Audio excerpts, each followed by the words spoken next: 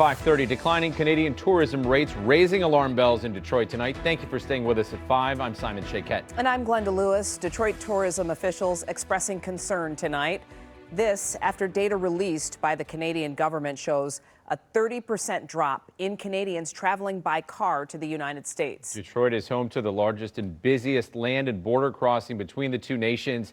And now local businesses say they have taken notice. 7 News Detroit reporter Brett Cast breaking down what this means for Detroit's economy and for Canadian travelers.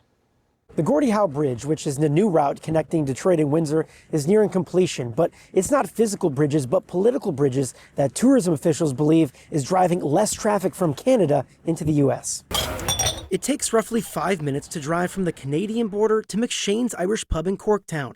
Yet the Canadian customers that Rita Cazares and her staff once called regulars aren't around as much. We have seen a decline, and it's been a little hurtful to us. According to statistics released by the Canadian government this week, Canadians crossing land borders into the United States dropped 30% year over year. You're not surprised to hear that? Not surprised at all with what's going on. Rita and others say they've heard from Canadians who no longer wish to travel to the United States given the current political conflict between the two countries, finding it more patriotic to spend their money at home. Definitely the sentiment has changed, and we're seeing it both, statistically and anecdotally. Claude Molinari with Visit Detroit also noted that 30% decline and says while overall tourism in Detroit remained flat, more Canadians would have led to an increase in 2025. It matters for people, that depend on tourism and hospitality for a living. You've lost a segment of the population that's just not coming right now. For leisure, we do find ourselves traveling a lot less than usual because it's not worth it. For Canadians like Felicia Chabante,